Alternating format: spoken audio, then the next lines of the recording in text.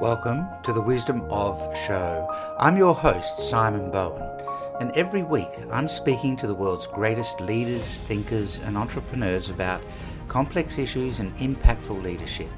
Join us in the Renaissance of Wisdom. Well, today's guest is somebody who embodies what it means to pursue success without compromise. Nick Halaris is the author of the popular newsletter Profit Plus, followed by over 20,000 mission-driven readers, and the host of the Nick Halaris Show. It's a podcast devoted to spotlighting people who are working to make the world a better place. He's a Stanford Law graduate and a former lawyer. He's turned to real estate entrepreneurialism, investing in over $300 million worth of property. He's also co-founded and is president of Metros Capital, a design-centric residential development firm based in West Hollywood. And along the way, just for good measure, has built multiple eight-figure ventures, all while staying deeply committed to ethics, impact, and community.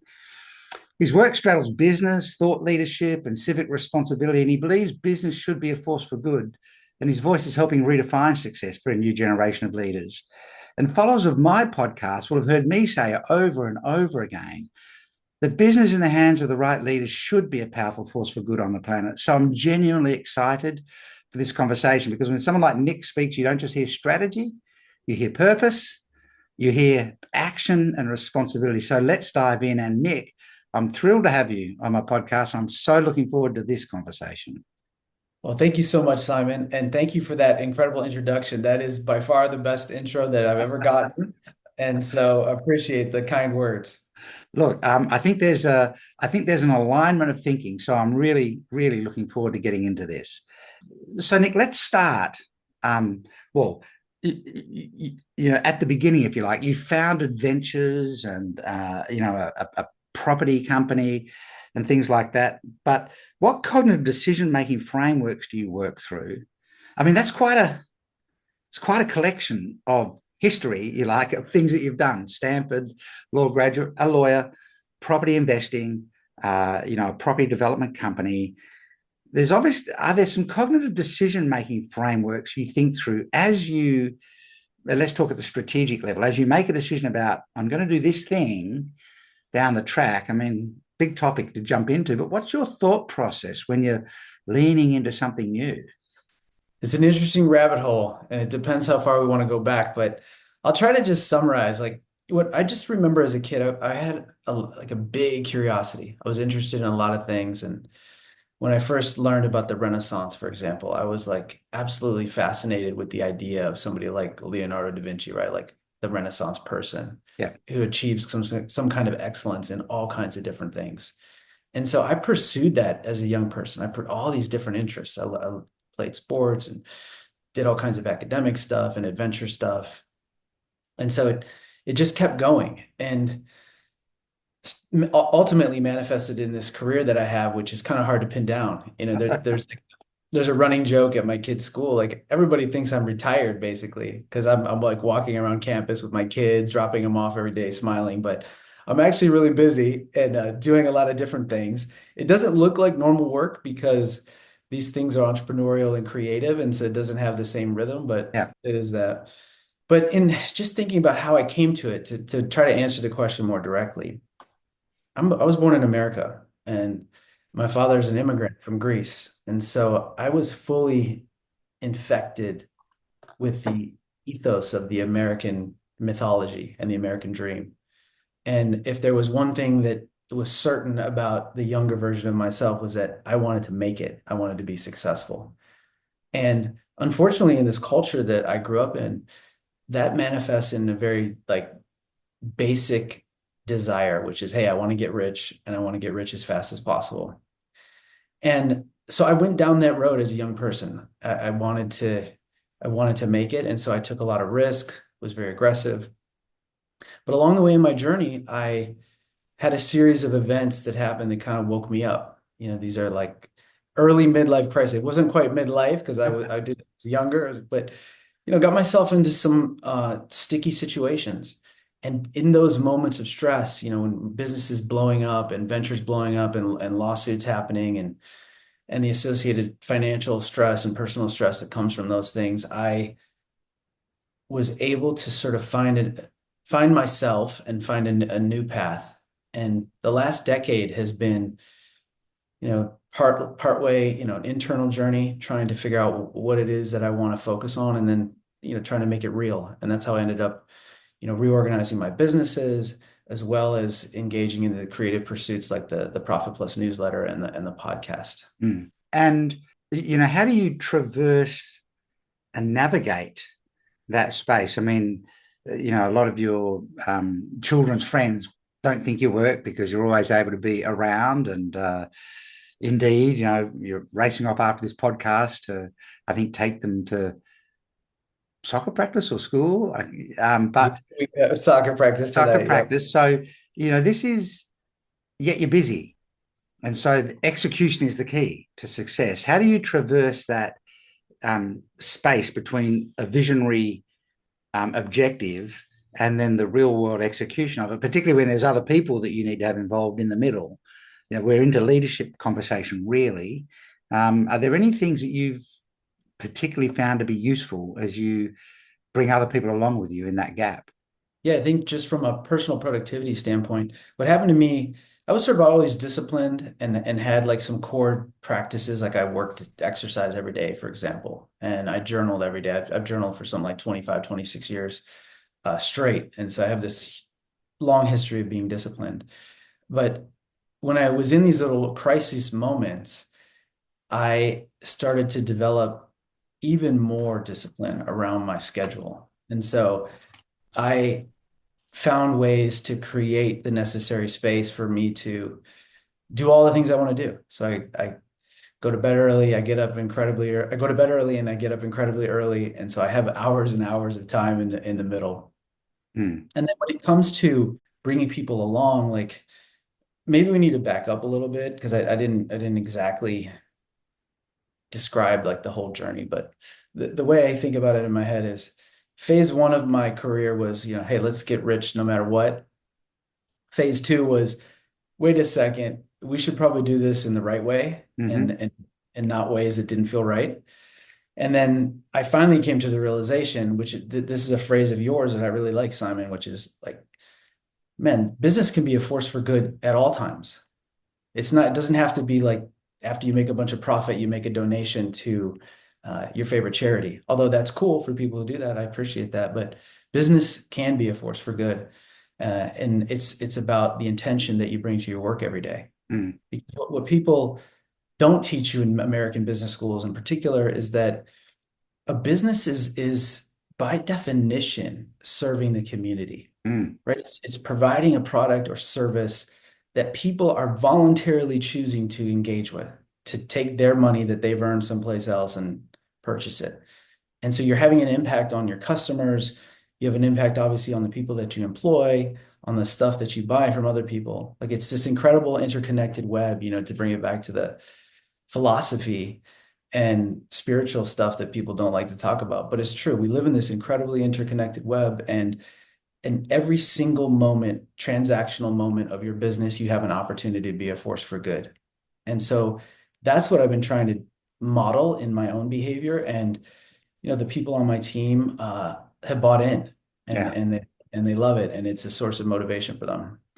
Well, people can tell when leaders are saying things, but they don't truly subscribe to it, right? And so people inside your team know when you're saying, oh, business should be a force for good, but actually you're not delivering on that. I mean, at its heart, business exists. Every business exists to create value. People only pay you when you deliver value to them. And, business is a force for good. It's not acceptable for a business to create value that customers will pay for, but create damage in other areas along the way. It's this multidimensional nature of value. You can't rob from Peter to pay Paul. So if you desecrate the planet in order to create value to make money, you're robbing Peter to pay Paul ultimately. I mean, it's a simplistic view, but it's a reality, right? And so you talk a little bit about leadership and civic responsibility, if we stay in this theme of leadership. And there is this tension, particularly in public companies where, today shareholders are not measured by contribution. There's no metric before the dividend is paid in terms of how did this company go in terms of environmental, social, etc. measures. It's just a commercial exercise. So this, how do you Um, how would you talk to other leaders about this responsibility, this civic responsibility, as well as the commercial responsibility of leadership inside companies? There's a tension there that sometimes people will struggle with. There's a big tension, and I'm glad you brought up the example of these big multinational companies because it highlights like one of maybe the most important issue that's going in the wrong direction in Western business, which is the issue of ownership. And so if you look like, this isn't going to be a podcast about politics, but I just want to share this as an example. So here in America, we're having this conversation about the need to reshore, to bring back Yep. production. And the way we're going about doing it is through tariffs and negotiating with our trading partners and trying to get foreign governments to make investments.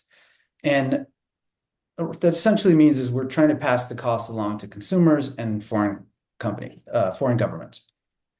What no one is talking about are the people who got rich off the outsourcing trade, the Mm. executives, the senior executives of Fortune 500 companies from 1975 until the present, whose pay went from 50 times the average worker to 400 times, something crazy.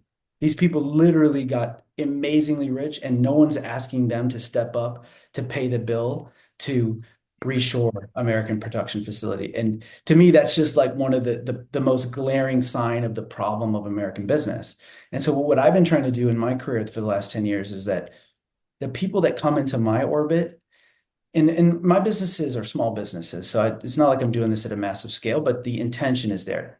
People who want to become owners, and they become owners in meaningful capacity. So I've had several people now work with me who started off as employees and then ended up owning businesses. Some of these businesses we sold, and I'm proud of the fact that I help people completely change the trajectory of their lives by having this philosophical Mm. commitment to ownership, which you don't really see in the Fortune 500 world, where there are some people getting a lot of money, and then all the employees are just left with their salaries and their 401ks and maybe some benefits. Yeah, and it's um, you're reflecting this in an American context because you live in America. But this is not an America only problem, right? This is a capitalist society problem. And I'm a capitalist. I believe in free enterprise, the ability to create value and sell it is the only really truly self-sustaining mechanism. Otherwise, it's charity and you need philanthropists. It's an interesting concept for a business owner to think about their business as being their own personal greatest philanthropist for the good that they want to do. What if you built your business to be your greatest source of philanthropy, if you like? But this is a problem. There are problems with the free enterprise model as well, which is how do we do this at the lowest cost for the greatest gain? Simple mathematics. And so, it's not just an America problem. I mean, it's Yeah. just a difference in volume. Australia is only 27 million people versus 340. Same problem, smaller scale. It's Yeah. challenging. So, do you think we're in the 21st century, not the 20th century now, and AI is coming at a great rate. I read an article recently that I can't remember who it was, but one of the kind of key AI people at Microsoft is saying, he thinks by 2027 we'll reach AGI, the general artificial general intelligence, and almost all jobs will go to AI. Others are saying it's more like 10 years. But part of his estimate there is there'll be the 1%, there'll be no middle class, and everyone else will kind of be in the peasant class because all jobs will have gone. Now, whether that's true or not, we'll wait and see. But we live in a really different world with AI, with what's happening geopolitically and everything else. Do you think there's a new model of leadership required for the world that we're in today compared to where we were 20 years ago? Yeah, I think it's desperately needed. I don't know if I've seen it. I'm certainly trying to figure out how to be a messenger for what that new model should be. Mm-hmm. I'm not seeing it around, but it's absolutely critical because you see it, you see this anxiety. I call it AI anxiety. You see it everywhere. Yes. And one of the places it's showing up and where it should show up is in sort of financial insecurity. Like basically, people have either consciously or subconsciously or unconsciously rather figured out that if you own assets, you can protect yourself maybe from what's coming from AI. And so there's this crazy race for people to acquire assets. And it's in the last 5 or 6 years, it's manifested in so many mini bubbles in terms of the cryptocurrency stuff and the NFTs, and now crypto again and AI. But what this is an expression of people looking out in the face of that uncertainty and saying, man, I don't know what is going to happen, but I want to own something. Whatever I have learned about life and history is I better own something than not own something. And so I feel like we're in the middle of this global race for ownership. And what's scary about it is it's at the exact same time that most of the world, like government balance sheets, are going in the wrong direction. Yeah. So it's a massively overdebted system. So currency values are going down, asset prices are going up, just based on the currency devaluation, but also from this hyper competitiveness around ownership.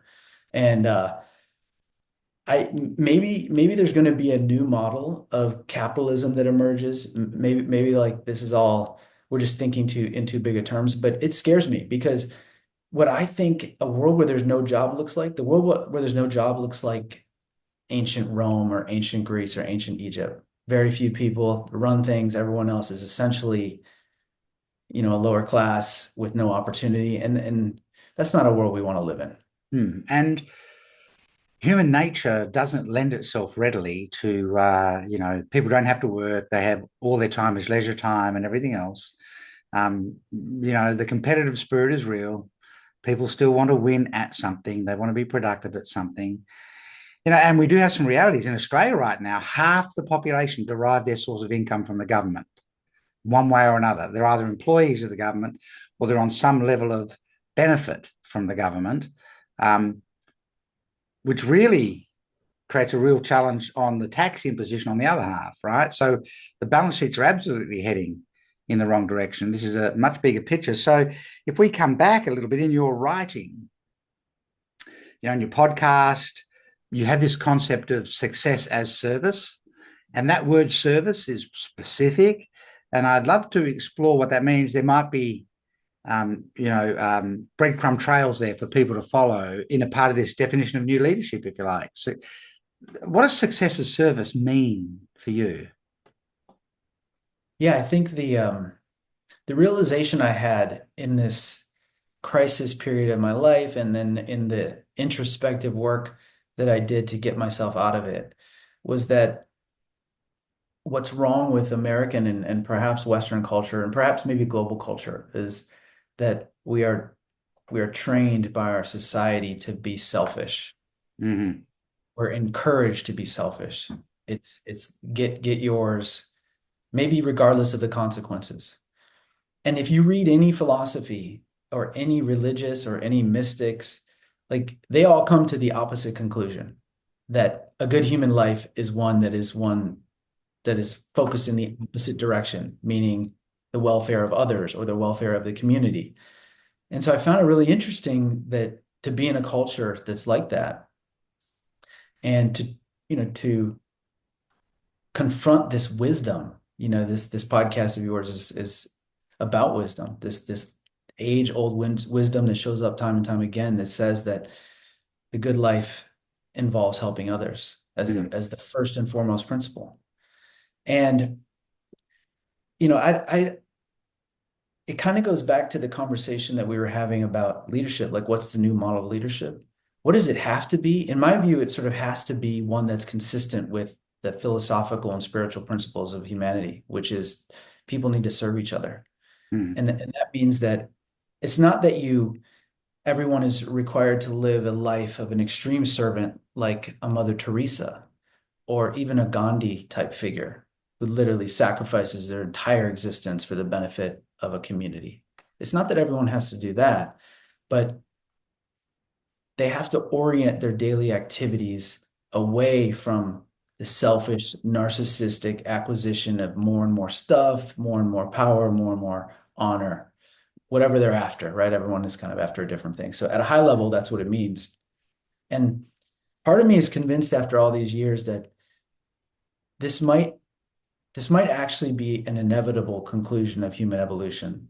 And that there's this phenomenal Tolstoy story about this actually called Master and Man that I highly recommend. I don't want to ruin the story for your listeners because it's like it might be the best short story ever written, but it's on theme and it's trying to answer this direct question about what does service mean, and is service the inevitable end evolution of humanity? So I encourage everyone to read Master and Man and comment in the chat afterwards. Absolutely. Well, the word serve by itself is interesting. I'm fascinated with language and words and derivatives and origins of words. And, some of this is your internal processing and perspective of it. You could look at the word serve and interpret it as servitude, or you could look at the word serve and interpret it as service. And so you talked about Mother Teresa and Gandhi and others. I'm sure they saw their serving as service, not servitude, even though Mother Teresa was spending her time sitting with people who were dying, on the streets, sort of thing. So, there is internal processing around this, and maybe there is a continuum between selfishness and service, and we need to explore the full range of that continuum. You speak about a moral discomfort. This moral discomfort that drives your work. Is that, I feel like we're in the middle of that whole moral discomfort conversation, right now, this tension between selfish and service, and what is a business, really there to do. Can you elaborate a bit more on that moral discomfort and how it's become fuel for clarity and creation for you? Yeah, I'm going to answer that, but I just want to add one thing to the conversation we're just having on servant leadership, maybe to give people another way to think about it. So if you listen nowadays to like all the interviews of elite warriors around the world, Mm-hmm. Navy SEALs, for example, like that's the most famous one here in America. What's fascinating is that the people who become leaders are the ones who have this obsession, not with being the best Navy SEAL, but with taking care of their team. Mm. And so they'll talk about it like, my job every morning when I woke up was to make sure no one on my team died today. Mm. And we achieved our mission. And so that's like a real like tactical example of what service leadership look like, is like, look at what an elite Navy SEAL leader does. Mm. That's probably where like a business owner who wanted to model that should look at that. But I just want to throw that in there because I think it's an interesting ground, because it's such an extreme situation, right? It's life and death. And so the people who are engaged in very risky life and death situations have realized that servant leadership is the only way. There are also, I've interviewed a couple of retired generals, a Navy SEAL, and a number of other people for the podcast, and people that are in that extreme environment of life and death.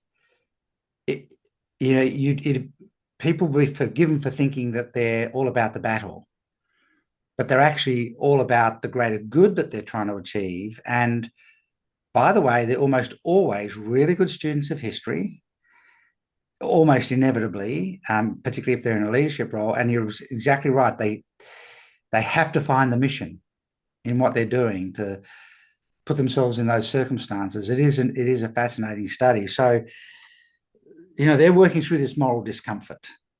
Yeah. Get clarity and creativity around it. What is that moral discomfort? Yeah, I think what it means to me is being a human being is actually a really challenging thing. I don't even know what to call this process of life. It's just really challenging. And it's challenging for this one reason, is that nobody really knows what they should be doing, right? Like you have infinite choice. At any moment you could do, within certain constraints, you could make a lot of different choices. And so human beings are sort of lost at sea. And when it comes to deciding what to do, where to focus your time, what to work on, who to hang out with, it's really an overwhelming psychological thing if you think about it.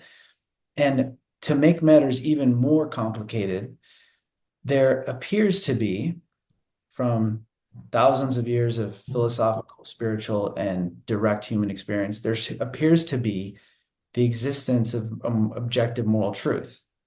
And if you mess around with it, meaning like, let's say you do things that are contrary to that moral truth, they actually have consequences on your life. And they're not just legal consequences, for example. So one of my favorite authors, Dostoevsky, he wrote a ton about this. Basically, like a lot of Dostoevsky characters are people who try to logic themselves into thinking that an immoral choice could be made moral or an unethical choice could be made ethical. And what happens to them in these stories is that they lose their mind and their mind turns against them. And, I've seen that, in real life. I've seen people engaging in activity that everyone knows is wrong. And there's always a consequence for it. And so the discomfort is that there's this morality out there. We don't really know. We have a sense. People are born, I think, with a sense of it, but no one's certain. That's why Socrates was saying, like, the only thing I know is that I don't know. Nobody is really certain about it, but they Yeah. feel it, they have a sense for it. And what that means as a human being is that humility, this is why people like Jesus are talking about humility. Humility is the only answer. Because there's no, guarantee. So to engage in moral life, you have to be incredibly humble and you have to be careful. You have to be careful with the way you treat people. You have to be careful with how you act, the things you say, because you just don't know. And so that's what that moral discomfort means to me. Yeah, because in the modern business world, as a leader, as the founder or the CEO of a company, there's this expectation that you'll know exactly what to do next, that you're 5 chapters ahead in the playbook than the rest of us, and we're all safe because you're 5 chapters ahead. In reality, I work with CEOs all around the world, and in reality, no one's really 5 chapters ahead, and everyone's making this up as they go. And 100%. I've sat with many CEOs who, in a vulnerable moment, have had this conversation about when are they going to find out I really don't know 100% fully what I'm doing here. But everyone is in the same boat, so no one really wants to talk about it. This, as opposed to the humility of, I'm not too sure. We need to figure this out, and we're going to have a conversation. Humility is sometimes seen as weakness, but it's actually a superpower. Yep. There's a difference between humility and confidence. You need to be confident and back your decisions in, but understand. And I loved what you said. Have humility, but also be careful. Be careful about how you treat people, and I would extend that. Treat things, treat the planet, treat the things around us that matter. And so creativity is, I think one of the keys to really build something fantastic. To create value, you need to be creative. And, you talk a little bit about creativity, isn't necessarily willed, or it doesn't always just come to you. I'm wondering like if you don't really know, you're trying to be creative and figure something out. Do you have processes that you go through? You've already said your journal and things like that. But what do you do to fuel your creative thinking to help you try and figure something out and take something to this next level? Yeah, it's a great question. And I don't know if this will work for everybody, but what my journey was essentially characterized by, I did a ton of reading and research, like maybe a decade, call it from like 25 to 35. And I thought I was making progress. Like I thought I was making progress in my understanding and my ability to deal with complex situations with other human beings. And maybe I was. But I think in truth for me, it only really started to improve.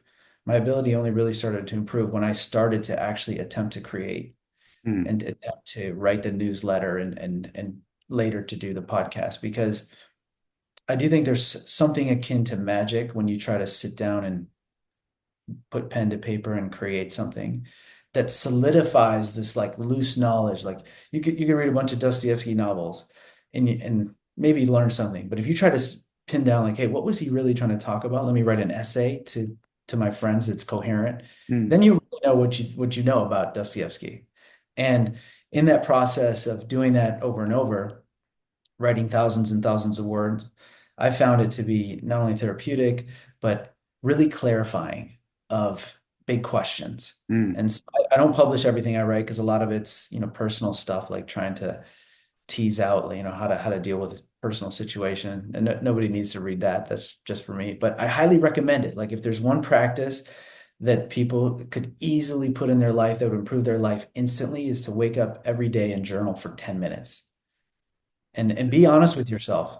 Like a lot of times in journaling, I even catch myself where I, I don't want to admit the truth of how I'm feeling about something. And then I'm like, what am I doing? I'm talking to myself. I should tell the truth. And then I tell the truth to myself, and then interesting things happen. So I highly recommend. I feel like that's a core practice. And then if you want to take it further, write for an audience, even if it's just a small audience. And that will open up a whole new avenues of space in your mind to take all the things you've learned, all the experiences you've had, and try to create something new. Yeah, fantastic. So let's there's a couple of sort of areas I want to explore before we wrap up.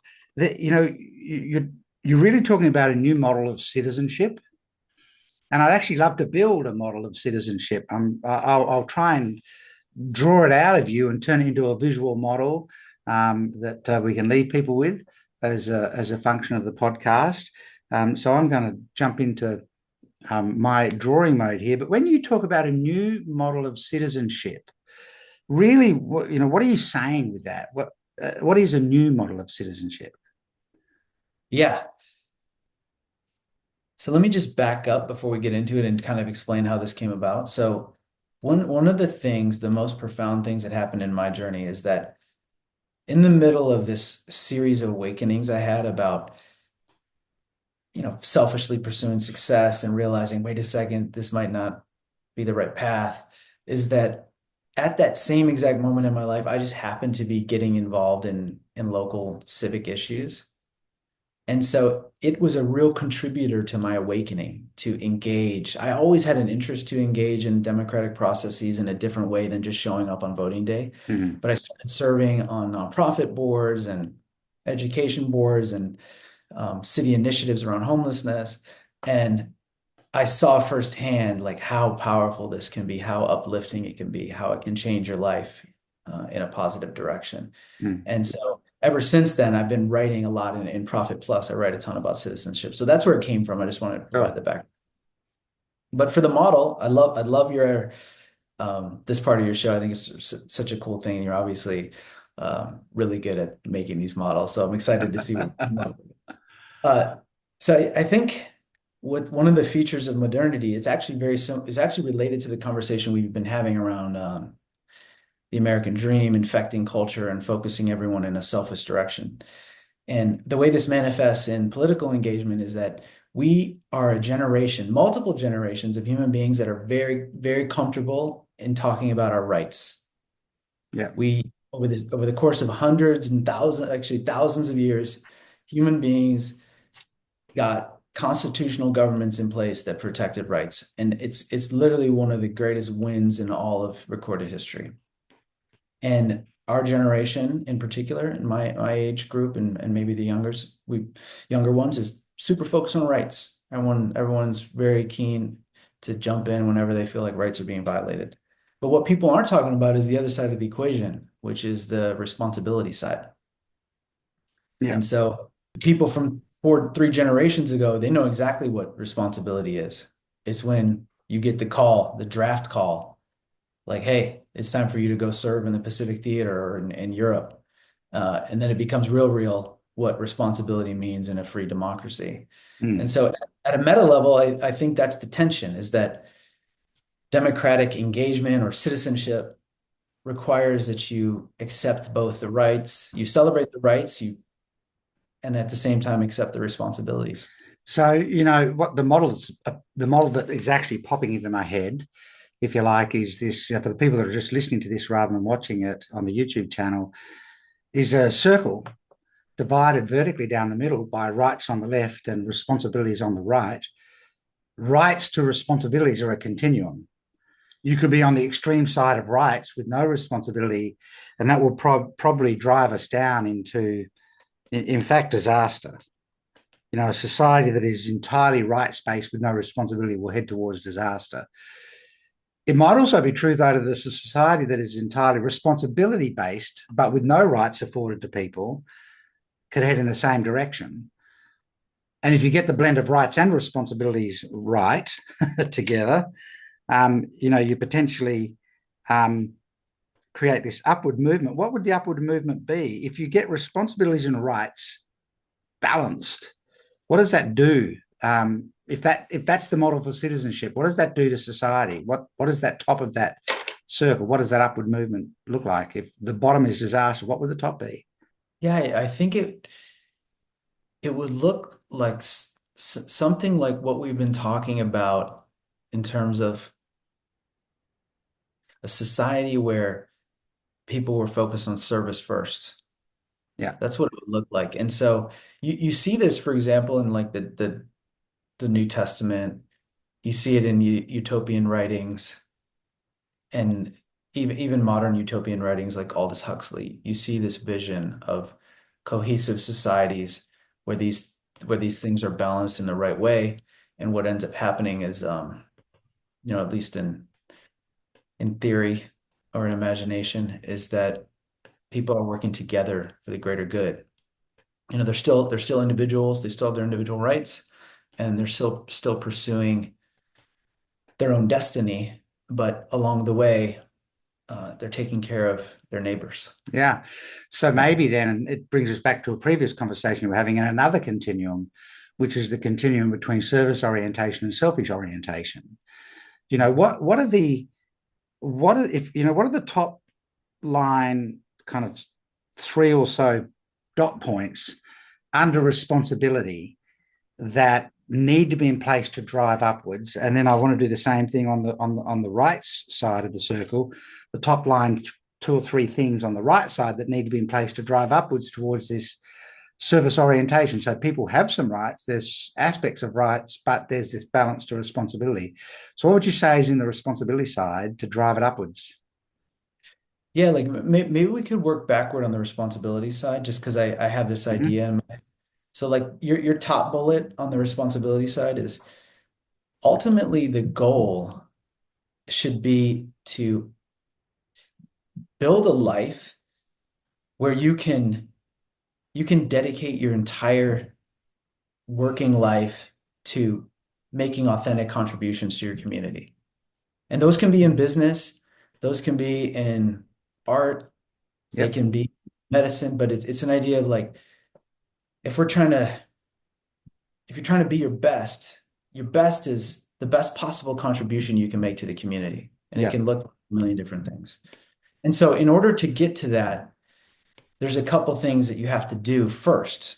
Number one is you have to be a person who is a self-learner, an autodidact. I feel like that's step number one because this is there's sort of no way to get to this contribution stage if you aren't engaged in a very regular practice of introspection and self-learning and all these things. And so this is what the self-help industry is all about. Mm. And the reason why the self-help industry is a perennial seller is because this is a core component of the human experience. You basically can't ignore it. Yep.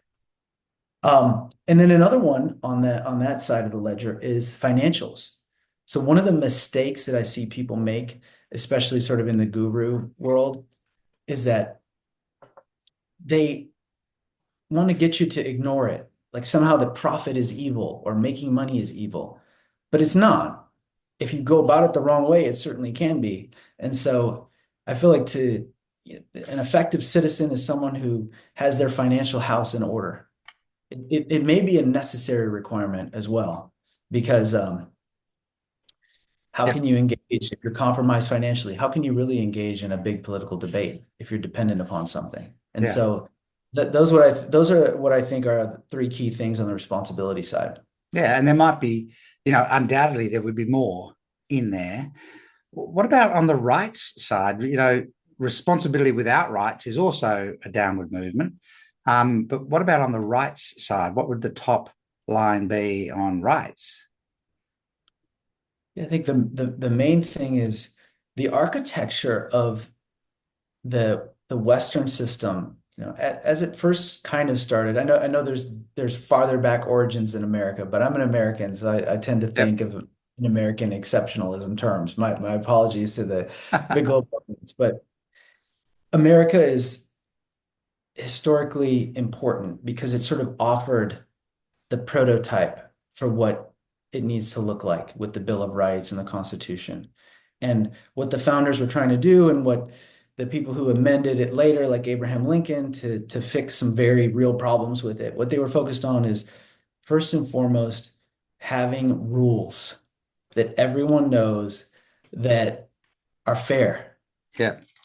And obviously it wasn't perfect at inception. It's not perfect now, but it's about as good as it's been, right? Like we got a set of rules here. Historically, anybody from the ancient world would instantly trade places with anyone in America at this moment in time for this reason alone, because you have property rights, you have rules, there's just this roadmap of protection. Mm-hmm. And underneath that, equally important, I wouldn't even call it underneath that, but equally important are the sort of core philosophical principles of the American Bill of Rights, which is you got to have the freedom to say what you want to say and believe what you want to believe and think what you want to think. There's no possibility of living a good life if that is restricted in any way. Mm. Because who's to say, right? Back to the humility conversation. Who's Yeah. to say what the truth is, right? Like everybody needs to be given an opportunity to discover the truth on his or her own. Yeah.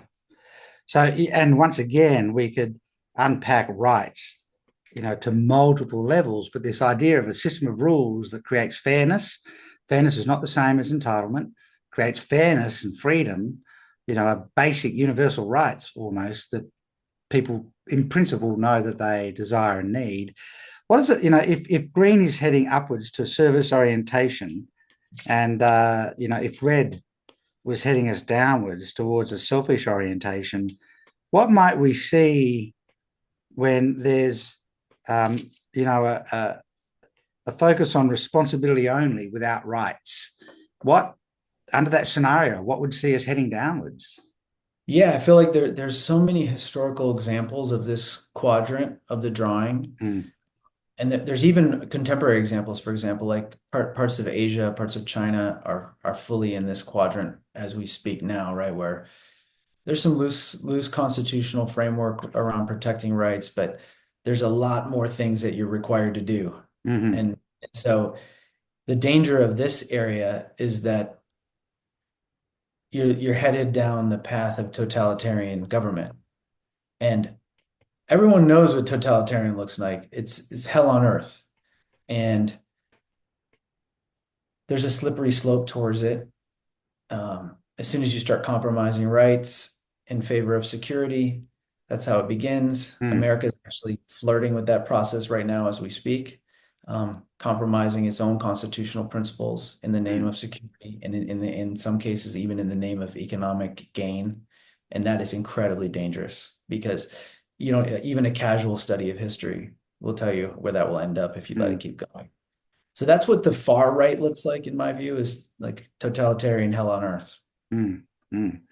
And what is that driven by? That absolute focus on this totalitarianism is it's the few, the greater than the many, or the great philosophical debate is, is the one more important than the many, or is the many more important than the one?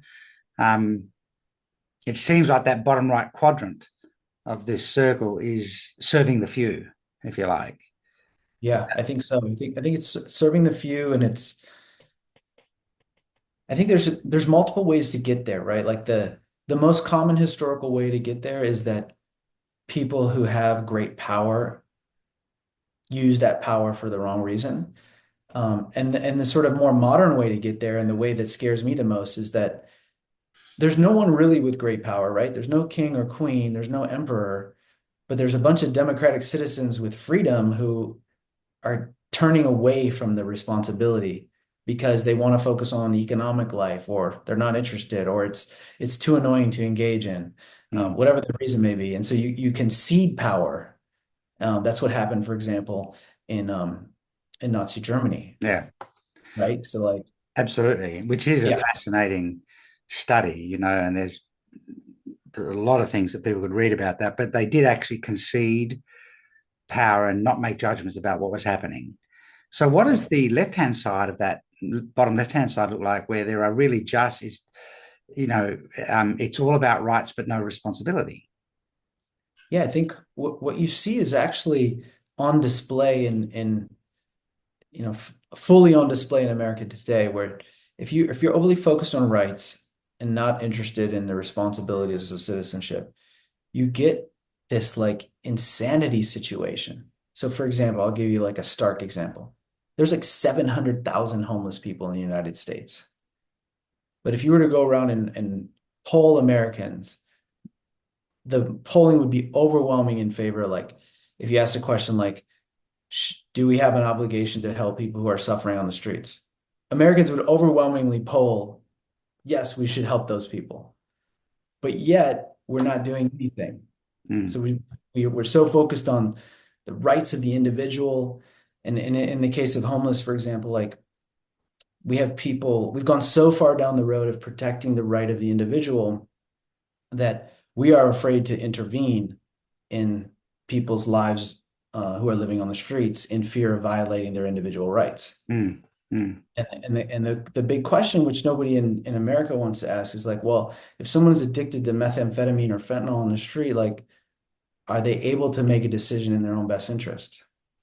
And that's the question. And so we're so far down they have rights that we'll just let them die on the street. We know they're going to die, and we're just going to let them. And to me, that's insanity. It's like anarchy, I guess, is probably like, if we're going to use a big political term, accession on rights creates some kind of anarchy. Yeah. And I guess it's an application of the responsibility that goes with that. Yeah. Right. Yeah. And, you mentioned before, actually, while we were prior to it, if you think about this responsibility side, there's a lot of sacrifice in that. Yeah. And if we think about the rights side, there's a need to defend that. So we need to defend the rights, but also make sacrifice to meet responsibility. And I'm pretty conscious of time. So, it's an interesting model that we could walk through if we talk about a new model for citizenship, this tension between rights and responsibility. And if you get both of them balanced, you can drive towards a society that has a service orientation, or citizenship that has a service orientation. If you have one without the other on either side, you drive towards a citizenship that has a selfish orientation, like, give me all my rights, don't require me to be responsible, or I need to make everybody do what I need them to do so that I can have what I want. It's a pretty interesting visual framework of this idea of a new model of citizenship. I'm really appreciative of the time you've given us.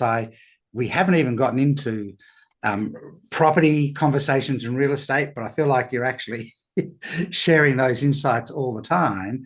I know you're also really interested in a design-centric and livable approach to property and real estate, but I think that's perhaps another whole podcast talking about the property stuff, if you like. Yeah, totally. And yeah, if I can just add, like, one of the things that I've come to, one of the principles that I'm trying to run all my businesses by is can you profitably serve an urgent need? That's the focus now. And there's so many urgent needs, and there's nothing wrong with profits. You have the right intention. If your intention is to serve your community and help the people in any way possible, you want to do it profitably, because then it's actually scalable. So that's my main business focus. But the model's amazing, and it made me think, not to put you on the spot on the air, but we should co-author a piece about this new model of citizenship, because I think it applies, like, we were talking about it very specifically in the context of democratic citizenship. But actually, if you take it back to the conversation we had earlier about servant leadership, it's a model for that too. Because if you think about leaders of Lord, especially these multinational organizations who are serving urgent needs of people all over the world, like that, they need a model like that. Absolutely. True. Well, let's make some time when the camera's not on us to actually just put our heads together and tighten Let's it do it. and put the writing behind it. I normally wrap up with 3 quick questions, but I need to get you to soccer. Can I ask you one quick question at the end? Yeah, no problem. We Which can is, do it. Let's see how fast they are. Let's try to get them all. well, one of them is if you could, you study and you study a lot of the older works as well. If you could spend a day in the mind of any historical figure, who would you love to have been in the mind of and why? Man, that is really tough because there's a lot of people that I'd love to, but my father's from Greece, so I'd have to say Socrates. Yeah, Socrates was someone who I, encountered at a young age and who I keep returning to. And I think Socrates was on the verge of discovering so many things about wisdom. And that's why we're still talking about his yeah, ideas today. And most importantly, this humility. Like that's absolutely. the And foundation. and Yeah. he's at the base of so much other material that really, like Aristotle and others. There was a student of his, and and if you could just maybe one other, if you could travel to any period in history just to observe it, what period really fascinates you the most? The one I've spent the most time with actually is the fall of Republican Rome. Right. So I've like read so much about Caesar and his contemporaries and then that time period. And living in America these days, I'm actually kind of afraid because I feel like actually Rome provides the historical example that is most likely to happen in this country. And the founders even were talking about that, when they were creating this country, is that they created it deliberately in the model of Rome versus instead of Athens. And they were acutely aware of the possibility. So that era was incredible to me, and the figures were incredible. So I'd love to go back as a confidant of one of these people. That would be interesting. Yeah, it'd be nice. It'd be fascinating to sit in the conversations that they were having at the time. Yeah. Nick, thank you so much for sharing all of that with us. It's probably another whole conversation about your approach to property and development and things like that. But I think in the context of a wisdom of show, talking about wisdom, you've brought certainly this blend between business as a powerful force for good on the planet, but the deeper philosophy behind that. It's not tips, tricks, hacks. It's, at the baseline, who are we and what are we? So thank you so much. You've been really generous with your time. Need to get you out of here onto your next responsibility for the day. So thank you very much for being so generous. Simon, thank you so much. This has been one of my favorite conversations. I really appreciate you having me on the show and the work that you're doing, because we need more voices like yours out there who are focused on the serious stuff. And serious doesn't mean boring. This stuff is fascinating. And so I appreciate what you do. Thank you very much. And I look forward to us getting together to build the rest of the model out. All right. Let's do it. All right, great. Have a nice day. Thank you. Bye. Bye.